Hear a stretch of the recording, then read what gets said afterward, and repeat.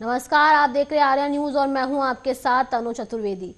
इस वक्त की बड़ी खबर सामने आ रही है। देश की सियासत गरमाई हुई है और इस वक्त की बड़ी खबर है जी, आज दिल्ली में इंडिया गठबंधन बिहार की बैठक हो सकती है। वहीं एनडीए में सीट शेयरिंग का जो बंटवारा था वो 18 मार्च को ही हो गया था और आज शाम तक सीटों का ऐलान हो सकता है। ऐसे कयास लगाए जा रहे हैं कि इस बैठक में राज्यसभा सांसद मनोज झा और संजय यादव शामिल होंगे और भी तमाम दलों के नेता शामिल हो सकते हैं। ये बड़ी खबर इस वक्त बिहार से आ रही है, जहां आज बैठक हो सकती है महागठबंधन की, जिसमें तमाम तरह के नेता, तमाम बड़े नेता शामिल होंगे। आपको बता दें कि तमाम नेतागण की बैठक आज शाम तक हो सकती है। फैसला सुनाया जाएगा कि कौन से बड़े चेहरे हैं इस बार जो महागठबंधन का बिहार में हिस्सा होंगे।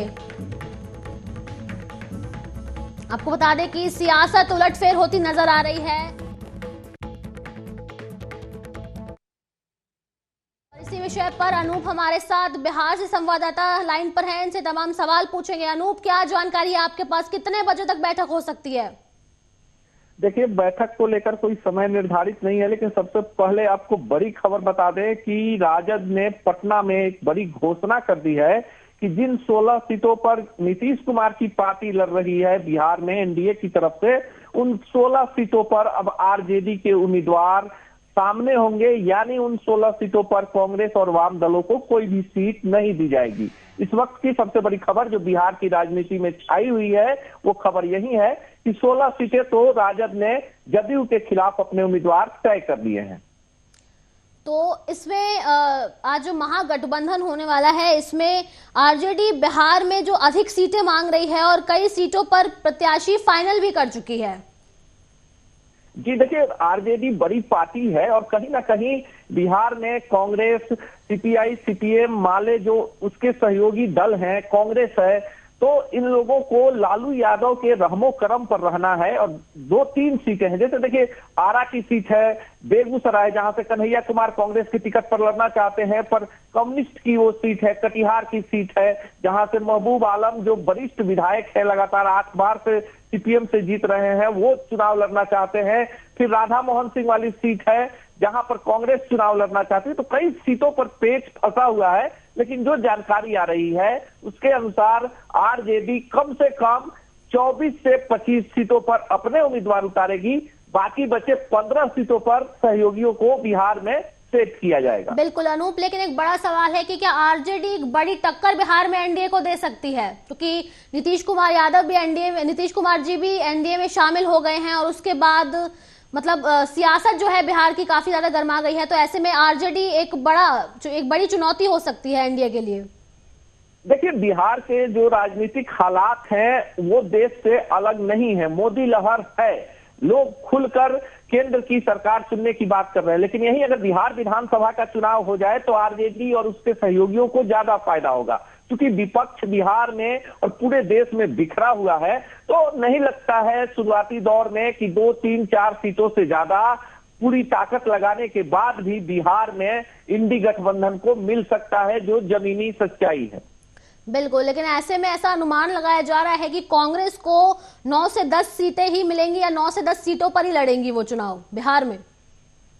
देखिए, कांग्रेस के पास कुछ खोने के लिए है नहीं। अभी बिहार में जो एमएलसी का चुनाव हुआ, कांग्रेस के पास 16 विधायक हैं और 1 एमएलसी नहीं दिया गया कांग्रेस को, और इसी को लेकर कांग्रेस के अंदर भी विरोधाभास चल रहा है। उनके विधायक जो है पाला बदल चुके हैं और कांग्रेस के पास देखिए उम्मीदवार है। किशनगंज कांग्रेस के सांसद हैं, इकलौते सांसद हैं बिहार में इंडी गठबंधन के, तो किशनगंज की सीट है। औरंगाबाद से पूर्व राज्यपाल है निखिल कुमार, उनका लड़ना फाइनल है।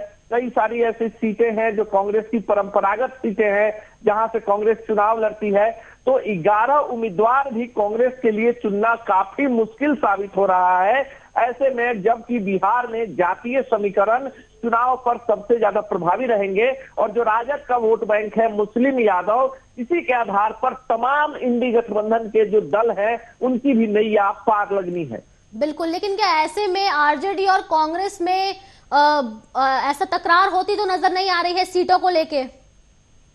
देखिए, कांग्रेस के लिए बार बार हम बता रहे हैं कि बिहार में कांग्रेस लालू प्रसाद यादव के रहमो करम पर है। यहाँ के प्रदेश अध्यक्ष डॉक्टर अखिलेश सिंह को दोबारा राज्यसभा भेजा गया है।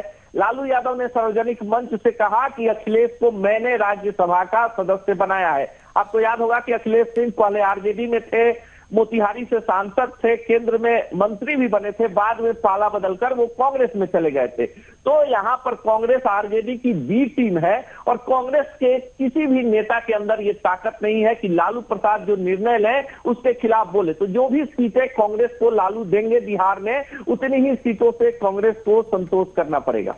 बिल्कुल, और सबसे बड़ी बात यह है कि आरजेडी की प्रस्तावित बैठक में दोनों राज्यसभा सदस्य मनोज झा और संजय यादव भी भाग लेंगे।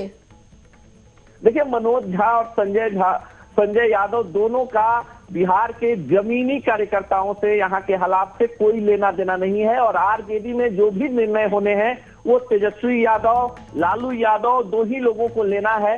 बाकी जो लोग हैं, जो फीडबैक है, कई सीटों पर पेच फंस गया है।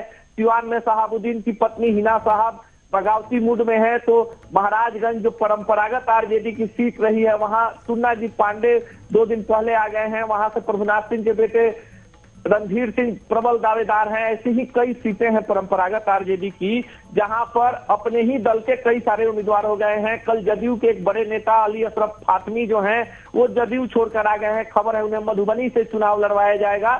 तो आरजेडी के लिए भी इतना आसान नहीं है टिकटों का बंटवारा।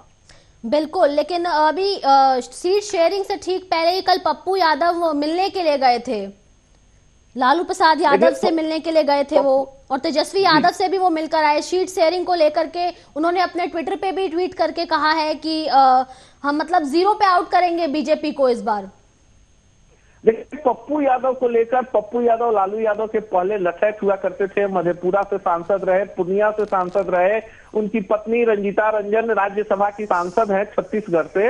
लेकिन आपको बता दें कि राजद में एक बड़ा तबका है जो पप्पू यादव को लेकर उत्साहित नहीं है और तेजस्वी इस बार किसी भी दागी, अपराधी, भ्रष्टाचारी को टिकट नहीं देने जा रहे हैं, क्योंकि उनके सामने लक्ष्य 2025 का विधानसभा चुनाव है। तेजस्वी लगातार अपनी 17 महीने की गठबंधन सरकार में जो नौकरियां बटी हैं उसकी बात कर रहे हैं, और पप्पू यादव जो हैं वो पूर्णिया या मधेपुरा से टिकट चाह रहे हैं। लेकिन पार्टी के अंदर जो बड़ा यादव लॉबी है वो किसी भी कीमत पर पप्पू यादव को या इस तरह के लोगों को स्वीकार करने को तैयार नहीं है। हालांकि पप्पू यादव की कल जब तस्वीरें सामने आई हैं उसके बाद कई सारे कयास हैं, पर जो हमारे सूत्र हैं वो बता रहे हैं कि पूर्णिया या मधेपुरा से पप्पू यादव को आरजेडी उम्मीदवार नहीं बनाएगी।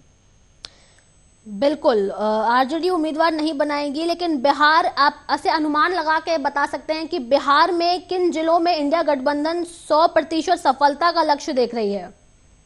देखिए, ऐसा अनुमान नहीं, जो जमीनी सच्चाई है, जो हालात है, जो सीमांचल का इलाका है वहां पर इंडिया गठबंधन का मुकाबला बीजेपी यानी एनडीए से नहीं है, ओवैसी की पार्टी से है। ओवैसी ने कहीं ना कहीं सेंध लगा ली है और यही कारण है कि 2020 के विधानसभा चुनाव में 6 सीटें ओवैसी की पार्टी जीत गई। 6 अल्पसंख्यक जो उनके विधायक थे, जिसमें से 5 लोगों ने पाला बदलकर बाद में आरजेडी ज्वाइन कर ली। ओवैसी की पार्टी ने अपने उम्मीदवार घोषित कर लिए हैं। यहाँ से जो उनके प्रदेश अध्यक्ष हैं उन्हें किशनगंज से उम्मीदवार बनाया गया है।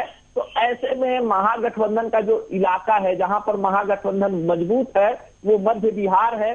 और मध्य बिहार की कुछ सीटें हैं जहां पर ये गठबंधन चुनाव जीत सकता है, जिसमें आप बक्सर की सीट है, आरा की सीट है, जहां पर सामाजिक समीकरण है, गया है, उसके बाद जहानाबाद का इलाका है।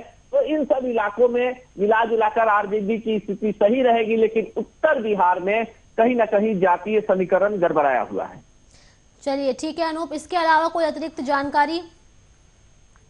अभी फिलहाल जानकारी जो मिल रही है, पटना में पशुपति पारस है और इंडी गठबंधन में एक नए सहयोगियों का आज आगमन होने वाला है। ऐसे में और सीटों के हेरफेर की संभावना है कि पशुपति पारस कम से कम 10 सीट मांग रहे हैं और 5 सीट से ज्यादा देने की स्थिति में लालू प्रसाद यादव नहीं है। अगर हाजीपुर से पशुपति पारस खुद चुनाव लड़ना चाहते हैं, साथ ही उनके पार्टी के जो बाकी 4 सांसद हैं उनके लिए सीटें मांगी जा रही है, तो अभी शाम तक खेल में बहुत सारा ट्विस्ट आने वाला है और पूरे थ्रिल सस्पेंस से हमारी नजर रहेगी आज दिन भर। बिल्कुल, महागठबंधन में जो तमाम पार्टियां हैं उनके बीच भी तकरार नजर आ सकती है सीट शेयरिंग के मामले में। देखिए, तकरार नजर आने की बात नहीं, हम बार बार ये कह रहे हैं कि बिहार में वही होगा जो लालू चाहेंगे, और लालू के सामने बोलने की हैसियत किसी की नहीं है। भले वे खुद चुनाव नहीं लड़ रहे हैं, पर किंग मेकर की भूमिका में लालू प्रसाद यादव हैं, इसलिए तकरार की कोई बात नहीं है। 2 सीट शेयरिंग होगी, वो लालू प्रसाद यादव करेंगे, और कहीं ना कहीं हो चुका है, सिर्फ इंतजार हो रहा है पशुपति पारस के एंट्री को लेकर। चलिए ठीक है, बहुत बहुत धन्यवाद आपका अनूप।